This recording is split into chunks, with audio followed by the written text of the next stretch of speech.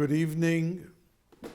The Parsha this week, Vayetzei, is really the story of Yaakov Avinu, and it goes through Vayechi to the end of the Sefer Bereshis.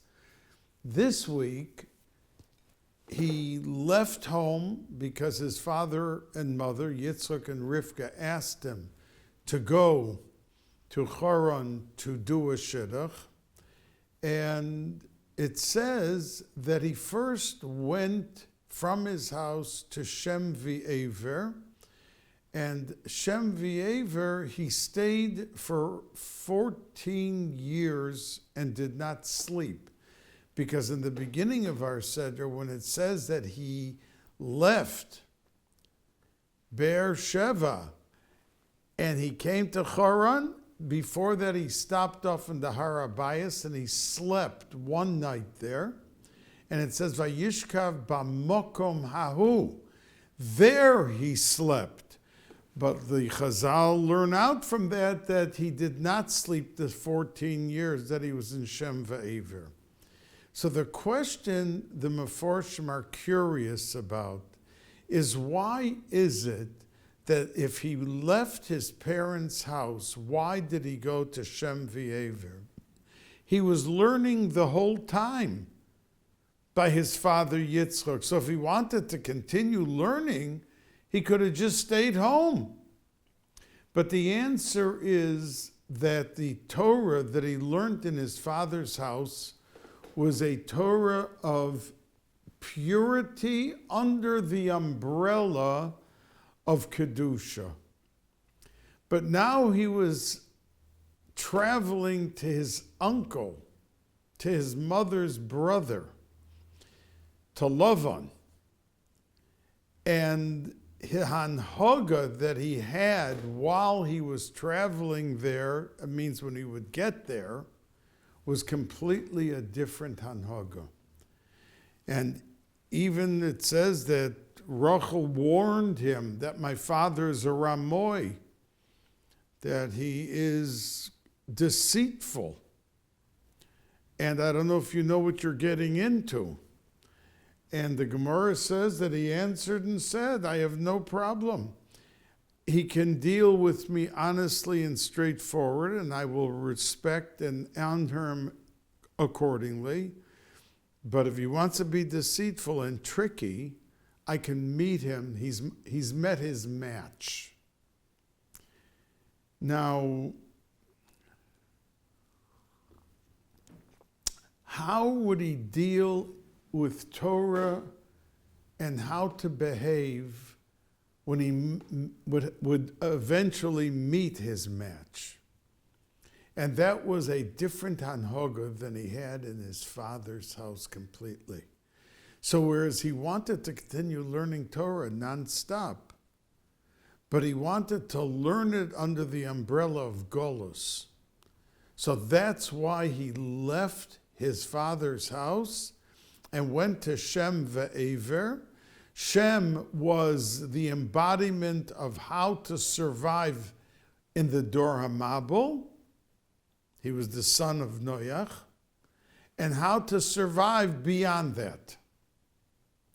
But the Chazal say that he needed Aver also, because Aver lived in the time of the Dor HaFloga, and they invented things and thought that they were super geniuses and that they could take on even HaKadosh Baruch Hu, build the tower and fight with HaKadosh Baruch Hu, Kaviyachol. So the entire atmosphere with being a Ben Torah was different than when he was in his house. So he had to go there first. Now, when he got there, and Rachel, the Gemara says that she had a lengthy conversation to make sure that he knew what he was getting into before he got there. And to be forewarned. But the Meforshim are curious because the opening pasuk starts with the word Vayetzei. and he went out. And Rashi says that it didn't have to say Vayetzei. It could have just said Vayelech Harana. Just tell us he left. We knew he was leaving the house, and he was on his way to Lavan, and say that he was on his way and he was going to Haran. Why did it have to say Vayetzei Yaakov miber Shova? What do we learn from that? So Rashi says, V'lama hizkir yitziaso. Why does the pasuk mention Vayetzei, that he went out? We knew he was going out. So Rashi answers and says, Elisha yitzias tzadik min hamakom oisa roishim. That a tzaddik leaves a place, it leaves an indelible impression. The difference of when he was there and the difference when he left on the community. The impact of a Yaakov Avinu being there and now leaving, we wanted to underscore the word Vayetzei. He was leaving and it made a tremendous difference. So Rashi continues and says, Shebizman sha'at tzadik bo'ir, because when the tzaddik is in the city, hu hoida, hu ziva, hu hadora. He is, when he's there, it's the splendor, the luster, the tremendous shine while he's there. Yatsa misham, and if he leaves there, Pana hoida, pana ziva, pana hadora, then all of that splendor and luster leaves with him. So the question on this Rashi that the Meforshim ask is, why does this say this by Yaakov? Why not by Avram and by Yitzchak? They left where they were living and went to other places. True, Yaakov Avinu and Avram Avinu left Eretz Yisrael. And Yitzchak never left in his lifetime Eretz Yisrael. And because he didn't leave Eretz Yisrael, there was not the equal level of going out to be Magayer Gerim like his father Avram. Every day Avram was in the street, and that's what the Meforshim answer. That they didn't say this Chazal, that a tzaddik who lives in a place enhances and uplifts the Kedusha and the Koisle Habayas in every single which way, and makes that indelible impression. But you would have thought that Yaakov Avinu was busy learning the whole time. So if he's sitting in a room and he's never going outside, so when he leaves or moves away, it shouldn't have any effect on the community. He was never involved in the community.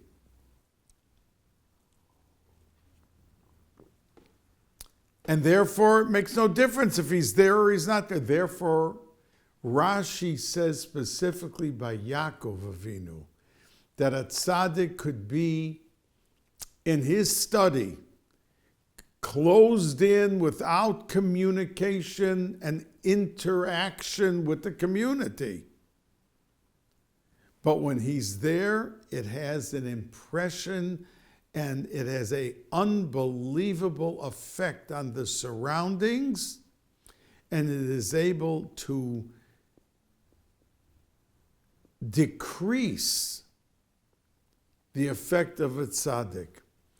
And I want to share with you, which I never go back to the Sedra before, but to underscore this thought, when Yaakov Avinu came in to take the brachas, the pasuk says, Re'ei re'eyach b'ni, my son, the fragrance from you is kareach sodeh, like the Asher Beiracho Hashem, like the apple orchard. Meaning it was like Olam Haba. It was the Sdei Tapuchim. I once said to you before Rosh Hashanah that why is it that the whole world for 3,000 years takes on Rosh Hashanah an apple to dip it into the honey? Why not take an orange or a pear? It's also a bracha b'rei pri ha'etz, yet we bedafka take an apple. Because the apple orchard in Shemayim is called the Sdei HaTapuchim. And that's why we sing in Zviras Friday night and Shabbos, Dachakal Tapuchin Kadishin, the holy apple orchard of heaven. From there, the Shefa comes down, which we want to be included in on Rosh Hashanah. So when we take the apple, Kadmoinim and Mekubolim have said that it's not some joke. We take an apple, we dip it in the honey like for kids. Not at all. Because the minute we take that apple and we dip it into honey, it's like pushing a button in Shemayim that whole Sdei Tapuchim kicks into activity. And that's why we take specifically the apple, because tapuach and tapuchim, that's the correspondence, the similarity. Now, the Medrash says on that pasuk that Vayorach, and Yitzchak smelled es reach begodov, and he said, it's like the heavenly Sdei Tapuchim I'm smelling. But the word begodov means his clothes. And the Medrash says that the Medrash makes a play on the words that he smelled the reach of not begodov, al tikre begodov, ela bogdov, his traders. And the Medrash says the following thing, that when there was Churban Bais Hamikdash, so the Romans came in and they destroyed the Bais Hamikdash, but they knew there were many tunnels and they were secret. So they made an announcement in Yerushalayim that anyone who will step forward from the Yidden and go into the destroyed Bais Hamikdash and show us the tunnels, we will give them the opportunity of picking anything of the Bais Hamikdash and taking it home. So it says there was no one in the whole Klal Yisrael who wanted to be that trader except for one man. And his name was Yosef Mishisa. And he jumped forward and he said, sure, I'll show you where everything is. And he went in with the Romans and he showed them a lot. And at the end of the day, they said, okay, now pick what you would like. And he took the menorah. And the Romans, the Goyim, realized this was too much. And they said to him, Ein darko behedyet bekach. You're a regular guy. What are you taking the menorah? These are the Goyim telling him. Put it back and we'll give you a different gift. And the next day, the Medrash says that they went back to Yosef Mishisa and says, we feel that there was not enough shown to us. We want you to come back a second time. And he said, no, I'm not going in. So they offered her, the Medrash says, 3 years of taxes. Now imagine if the IRS offered you 3 years of the whole country's taxes, trillions of dollars. That's what they offered Yosef Mishisa, but he still said no. So they began to torture him. And they tortured him terribly, and I'm not going to describe the torture, until he died. So the Panovich Arov asked a question. The day before, he was the only one in the whole Klal Yisrael who was willing to go in and take them. And the next day, he refused to the point that he gave up his life and he was mercilessly tortured to death. What happened in that one day? And what happened, he explained, was the impression and the drenching of Kedusha when he went in the first day transformed him. And the second day, no matter how much they offered him, no matter how much they tortured him, he wasn't walking in again. And he died. That is what Rashi in our opening pasuk of Vayetzei, that there are impressions that are made. Like during some of the Scud Wars, people in the new, there were some messages on the social media. Oh, there may be a missile coming to Yerushalayim. Everybody run to Bais Yaakov Girls to be near the neighborhood of the Amshanova Rebbe, because that's never going to be hit. So the idea of a tzaddik having that impression to be able to instill and impart and drench with such a thoroughness a community, we see from these Chazal. And that's why Rashi says, because he never went outside. He was busy learning. You'd think it had no effect. It did have the effect. And that's why we say it by Yaakov and not by Avram or by Yitzchak. Now, right after that, it says that after he left, the next pasuk says that he came to the Mokum HaMikdash and he went to sleep. And v'hine sulam mutzav arza v'rosho magia shamayim. He had a dream. And he saw in the dream a ladder. The top of the ladder had its head in Shamayim, and the bottom of the ladder was into the ground. So the Medrash says on that at the top of the ladder he saw Moshe Rabbeinu in his dream. And at the bottom of the ladder he saw Koirach. Because the word sulam, ladder, with the vav is begematria mammon, which means money. Which means money can take you to the highest levels, and money can drag you down into the deepest of death. Why Moshe and Korach? Because Korach, the Gemara says, was so rich that from Sheshes Yemei Bereshis until the Geula, there was never somebody as rich. There were three names that the Gemara mentions, and one was Korach. There was never someone so rich. In every generation, he could have stood up and matched them in wealth.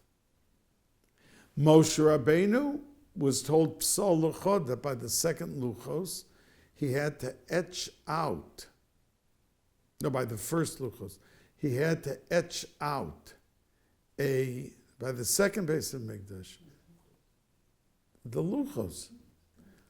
And there were splinters from the Luchos, and some say it was like a solid diamond or sapphire. Now imagine that size, the Luchos, being a solid. It was the biggest diamond or the biggest sapphire ever in the world. Must have been worth over $1 trillion. I mean, it was unbelievable. But HaKadosh Baruch Hu said to him, when you chisel out the luchos, the letters, then you may keep the splinters that fall. And the Gemara says it made him fabulously wealthy. So the reason that the Medrash says that he saw in the dream at the top Moshe and at the bottom Korach, because both had exceedingly unbelievable, vast amounts of money. But one was led heavenward and one ended up in the ground. And that's what the Meforshei HaMedrash say, because we know, for instance, a person, let's say, gives tzedakah. And tzedakah is always a test, because if a guy's making $100,000 in a week and he gives out $10,000 or $5,000, so what? I mean, the 10,000 is at least 10%, which is a minimum of a minimum. But the Arizal says that when a person comes over to you and asks you for tzedakah, even if you only give him a quarter, you should never turn away someone, because it could be a siman that you lived one time 10 years before, 100 years before, and that person who's asking you now asked you then for tzedakah, and you didn't give it.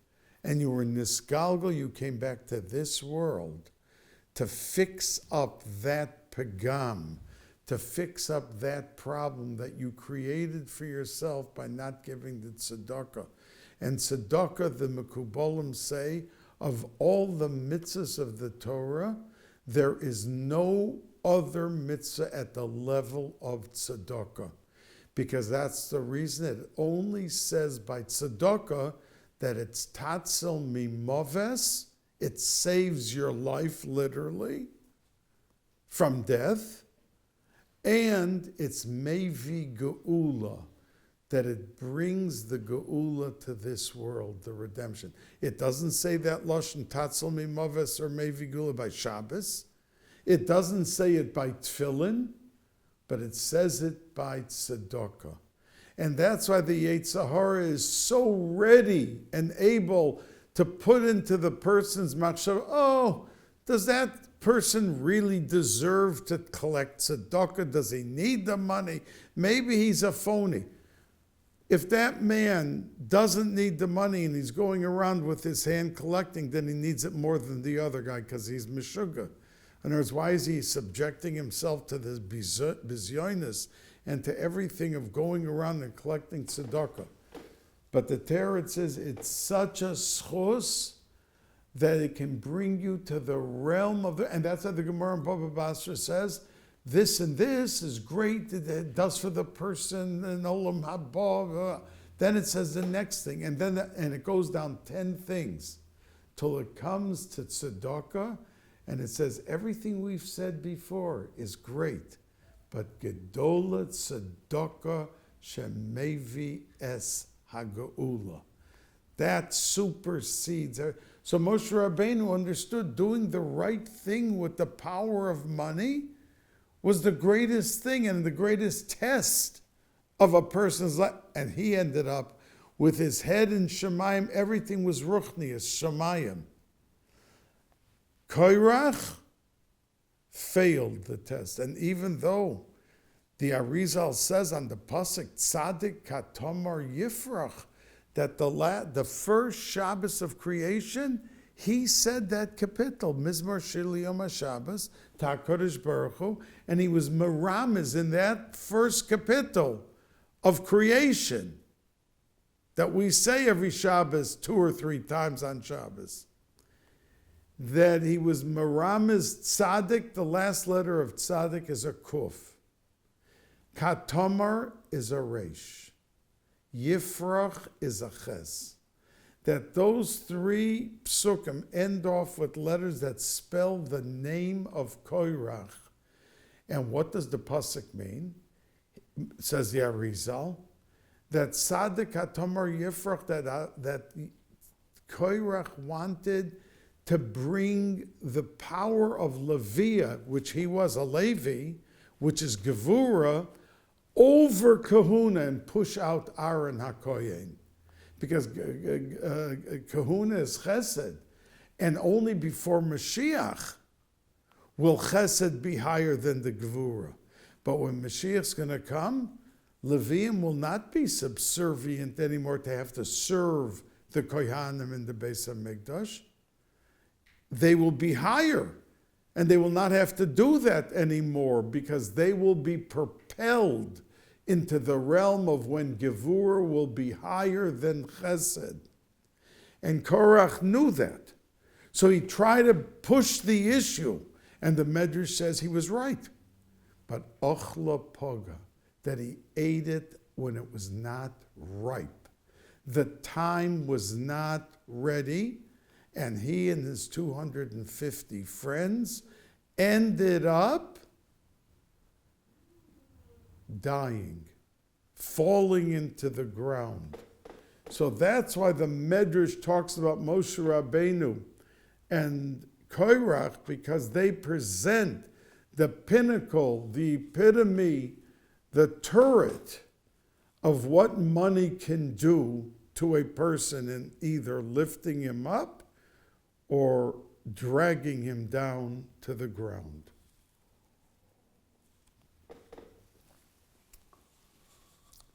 Now, we find that after he slept in the Beis HaMikdash that night, he got up and he started to travel.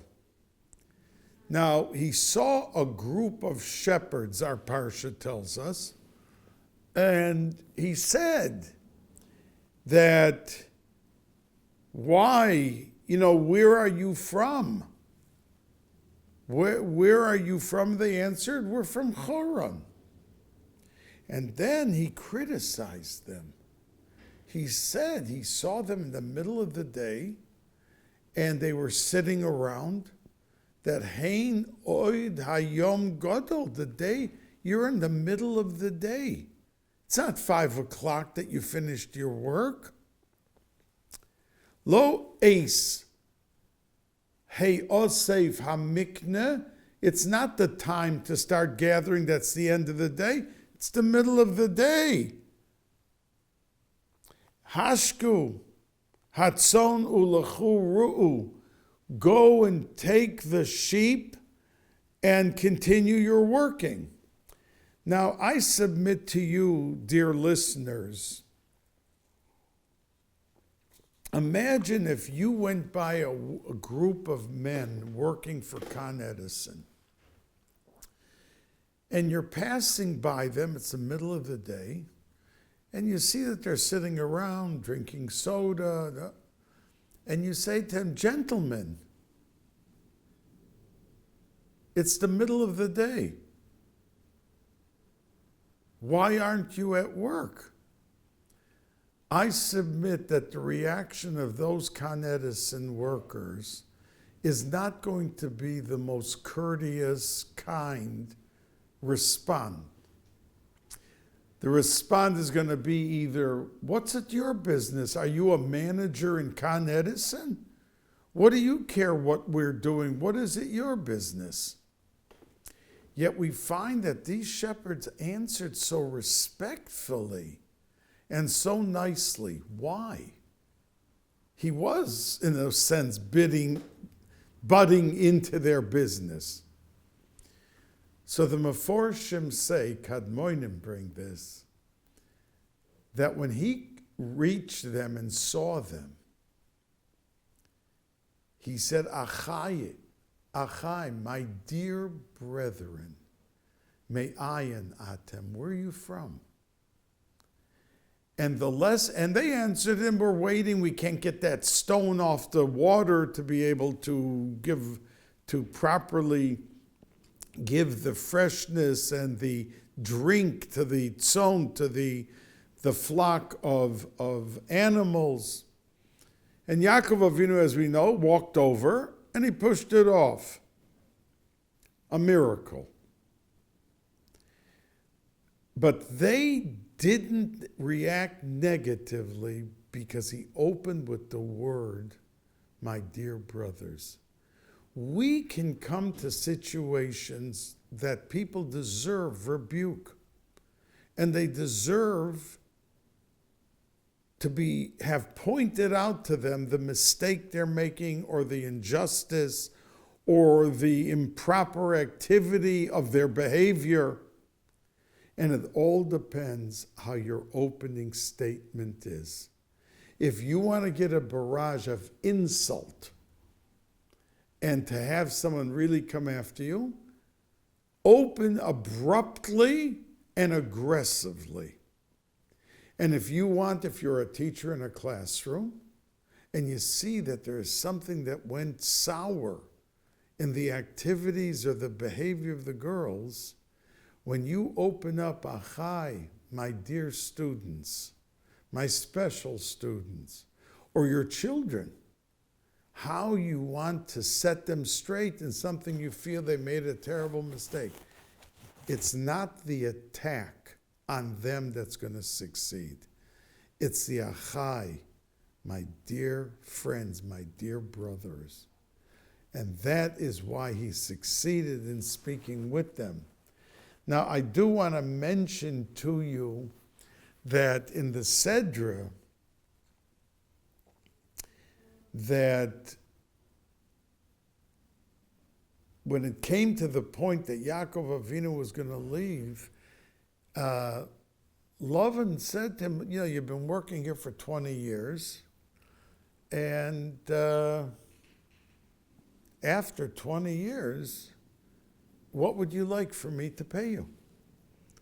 And Yaakov Avinu answered, in all of your flock, there are some speckled and some dotted and some striped animals. That's what I want. And Lavan was thrilled because there wasn't so much, and that's going to be 20 years pay for you? Oh, gewaltig. I'm lu yehi chedvarecha. Beautiful. I'm asking. Now the Arizal says, why is it that the Avos were always busy being shepherds? Why weren't they into real estate? Why weren't they into a different profession? And we see that there's always flocks of animals that they're busy with. Avram and Yitzchak and Yaakov and the Shiftei Kah were out when they grabbed Yosef and they sold him. They were out with the flock. Why so much shepherding and dealing with flocks? So the Arizal says, because when the world was created, HaKadosh Baruch Hu wanted all the neshamas that would be born to Klal Yisrael, he put them into the sheep, like as a treasure chest. They were in there. And Yaakov Avinu, when he saw the striped and the dotted, that's where he knew they were. And that's why he wanted them to continue and to take them out with him when he left.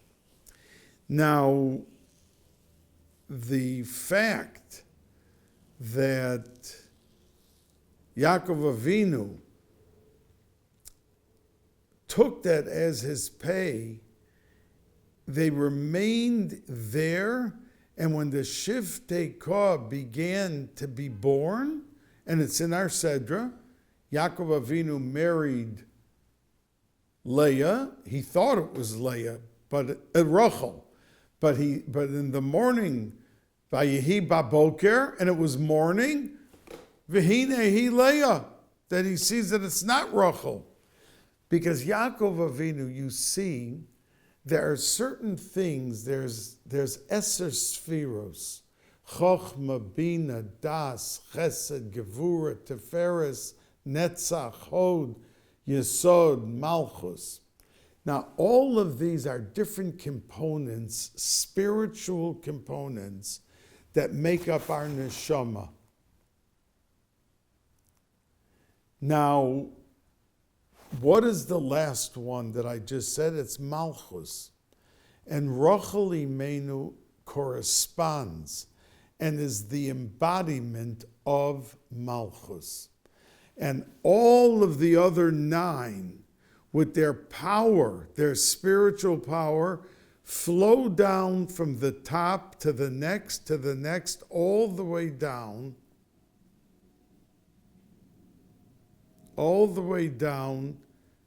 till it comes down to Malchus.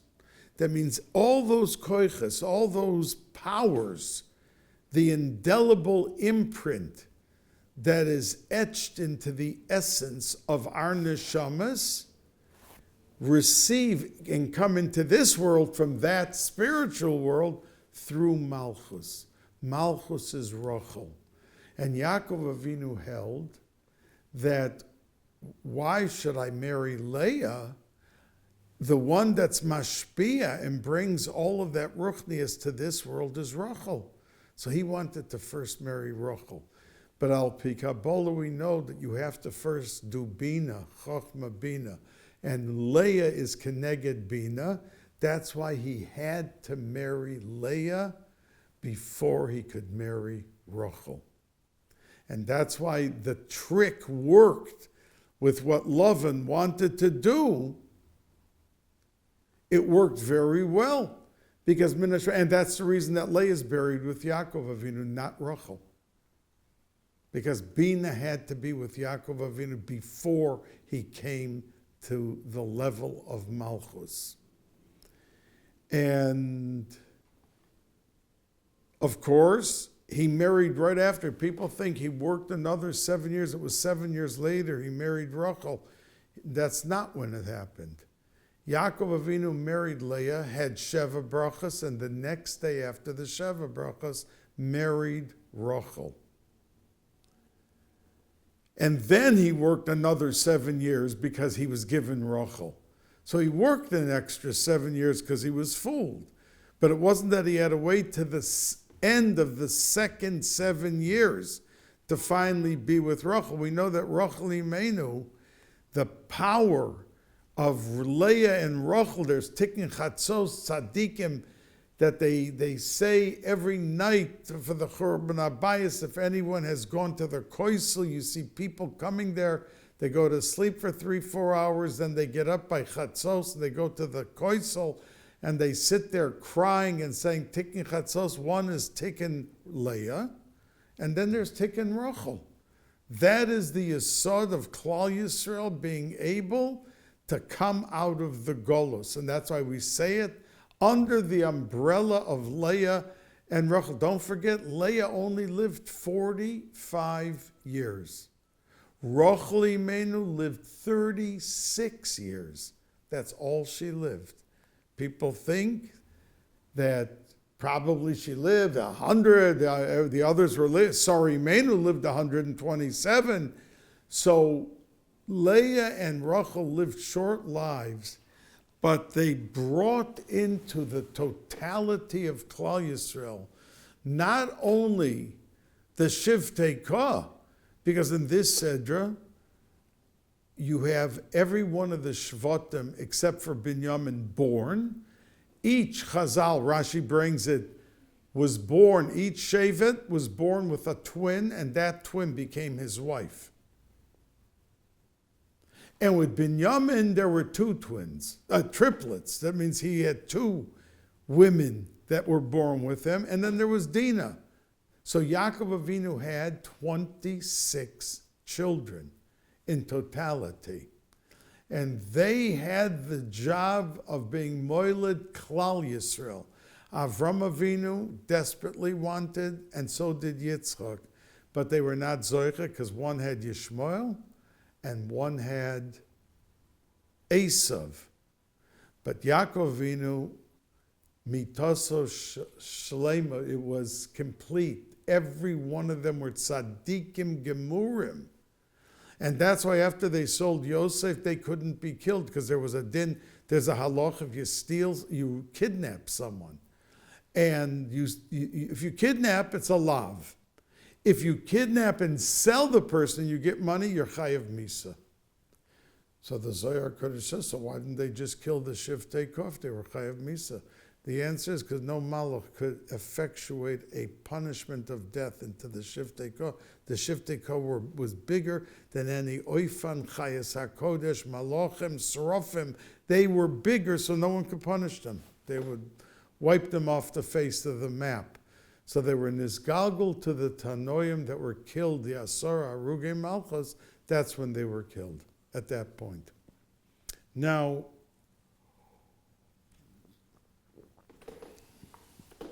Leah,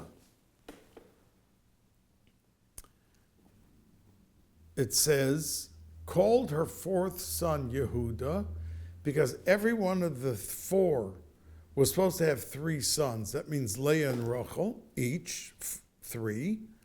And then the Bilhah and Zilpah, also to have each three. That would be the Shiftei Kod. That would be the 12. But once Leah had a fourth, she realized that she got more. Look at Rashi, that she got more than she was entitled to. So now she says, I must thank HaKadosh Baruch Hu. And the Medrash says she was the first one to thank HaKadosh Baruch Hu. So they all ask, what do you mean the first one? Even Noach got off of the Teva and built a Mizbeach and said thank you profusely for the fact that he was saved and everything. So what do you mean she was the first one? She wasn't the first one. But they answer and say she was the first one who thanked the way she thanked on the extra. That means for the actual gift, there were many that before her that thanked Hashem. But she thanked for the extra. And it's the extra that we have to, like when Rachel said, take Bilhah, my maidservant, I'm not having any children, and I will build from her v'ibone mimena. Now, if she's not giving birth to the baby, what do you mean she's going to build from the baby that her maidservant's going to have? So the answer, they say, is that giving birth is a gewaltige schus. But if someone doesn't give birth and they adopt a child or they take care of a child and they diaper him and they feed him and they wash him and they do this for 20 years and then the child flourishes and glows, she put that child on his feet and made him a functioning human being. And that's what Rachel meant. If I don't have, at least I'll be able to take a baby and do what a child requires to be able to function and to grow and to flourish and develop and talk and eat and everything, and do that. And to appreciate every aspect of bringing up a child, that was specifically what she said.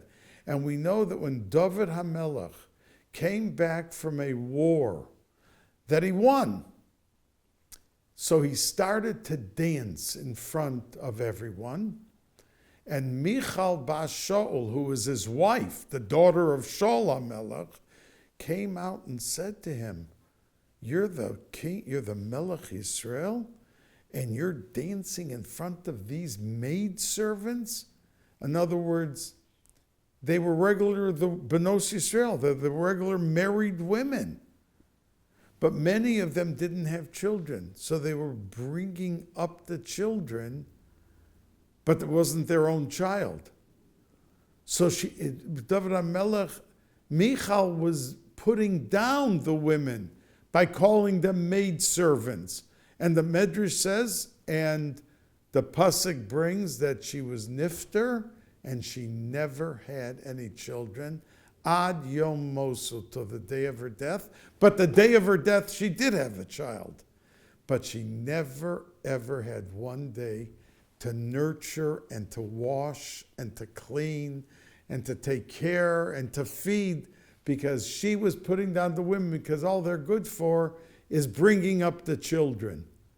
And that was the criticism, and that's why she never had any children.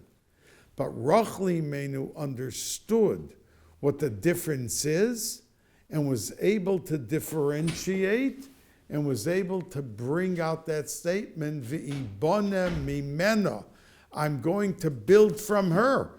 True, I'm not giving birth to the child, but I still have a very good, special, honored, select privilege to bring up the child. And that is as important as giving birth to the child. And that's why she said that. Now, at the end of the Seder, well, let me first say to you this word. We find that one day that Yisachar, that Leah, her son brought her home flowers. And Rachel said to Leah, "Oh, I would love to have the flowers." And Leah answered her and said, "What? You've taken my husband," because Yaakov liked Rachel more, and he was more often with her than with Leah. "You've taken my husband, and now you want my flowers also?" Now, Rachel did not answer. And the Sfarim say that Maisa Ovo Siman Labanim. You know, there was a couple that came to Reb Chaim Kanievsky, and they had no children, and they were married at that point 20 years. So they came for a bracha.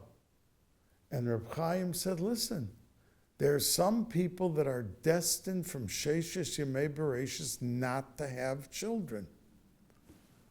And this couple standing there burst out into crying and to such tears that it was unbelievable. So Reb Chaim saw the reaction. So Reb Chaim said, "Okay, let me make a suggestion to you. The next time you see somebody being publicly embarrassed and they don't answer the person, get a bracha for children from them." And in Bnei Brak, where Reb Chaim Kanievsky lived, there was a lady, an almana, who was angry at a couple, nothing to do with this couple about the children, that had an apartment next to her. This almana had an apartment next to her, and a couple came to buy the apartment. And this almana came running and said, "Don't you buy this apartment. I have a tvia that this apartment belongs to me. So don't buy it." So they went to Rav Greineman and they asked him a shaila. "We like the apartment. We want to buy it.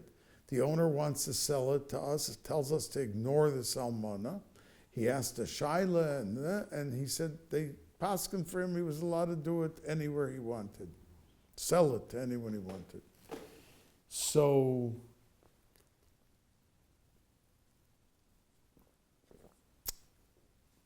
and she was very angry at this couple. And this couple walked away from it. And this couple that had no children, there was a bar mitzvah.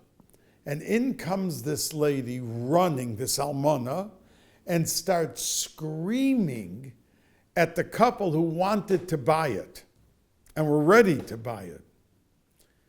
So the lady who wanted children desperately was at this bar mitzvah. She ran over to the lady and says, "Please, I'm begging you, don't answer her." And she didn't. Then when the lady walked away from the screaming and the yelling, this lady who wanted the children said, "Give me a bracha for children." 10 months later, she had a baby in her 21st year of marriage. And I know a few people who know this couple who live in Bnei Brak. So that's the power. So Rachel didn't answer. Rachel could have said, "What? I took your husband? I'm the one that was under the bed when you went the first night you married Yaakov, who wanted me. He thought it was me. I was answering from under the bed when he talked to you because he shouldn't recognize the voice. And I protected you." And at that moment, I thought I would never marry my whole life. So I was giving up my life so that you should not be destined for Esav. So you're saying I took your husband? I saved you. But she didn't say a word. So the Mekubalim said that's how she's the fourth leg in the Merkava. There's a royal, ruchnius, spiritual chariot. Avram, Yitzchak, and Yaakov are three legs of that chariot. Who is the fourth, the fourth wheel? Rachel Imenu. Why? Because she didn't answer. Now, I can tell you that being yelled at is one of the biggest tests. You're so tempted to answer the person. I mean, you're being humiliated in front of a crowd of 100 to 200 people. You're supposed to just stand there and take it. If you do, you can accomplish the greatest and the biggest. I had such a story myself.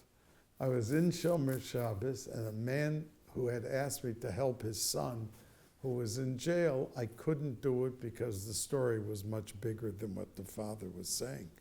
And he started to yell at me, and I didn't answer him. So there were two people in Shomer Shabbos. This was Shabbos morning when everyone already went home from the Hashkama, the Vasikin Minyan, and they had the Kiddush, and there were just a couple people sitting there. One guy was at the other end of the shul saying Tillim, and the other guy at the other end of the shul was learning with a Gemara. And he was yelling. People were coming in to see what's going on. Who's yelling over here like this? And I just sat there and looked at him, and that was, I had what to answer him. But I said nothing. So these two guys that were learning and saying Tillim came running over to me. One said, I'm looking for a job for Parnasa for my family for 8 months. Please give me a bracha.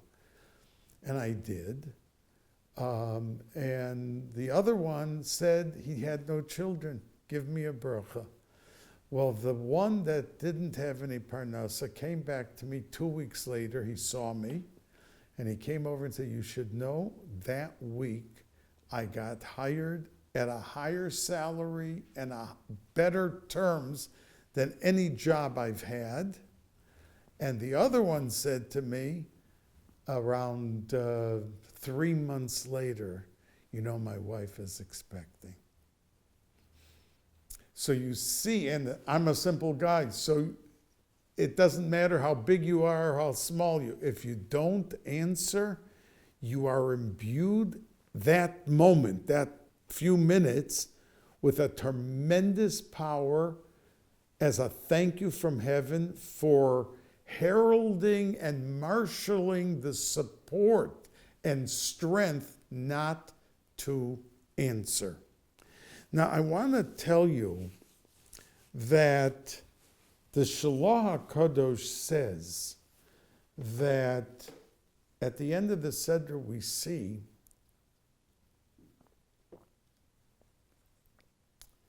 that Yaakov Avinu had a dream. And Hashem came to him and said, get up in the morning and go straight back home.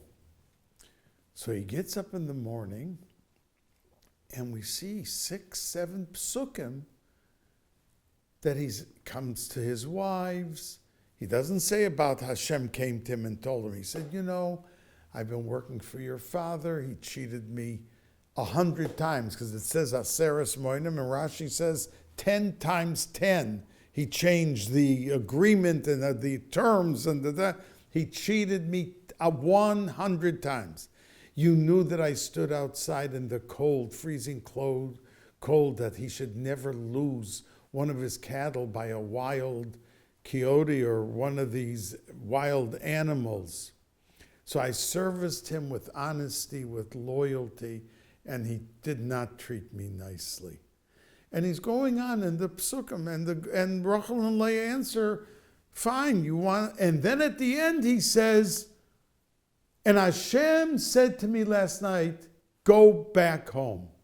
So the Shalach HaKadosh asked, if you knew Hashem, any person knew Hashem came to him at night and said, quickly get out of this house, go back to wherever, you would jump out of the bed in the morning. You couldn't get out of there fast enough. Hashem told, what was Yaakov Avinu going through this whole Your father was not nice to me. He cheated me.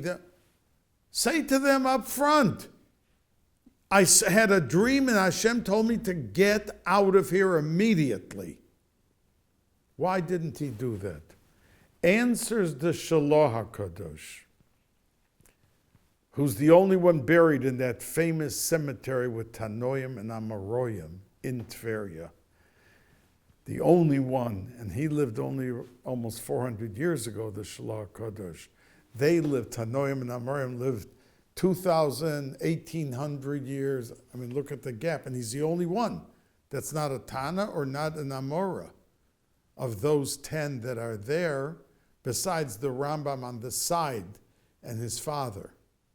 But from the Tanoim, only the Shalach. So the Shalach HaKadosh answers and says, because it wants to teach us and teach Klal Yisrael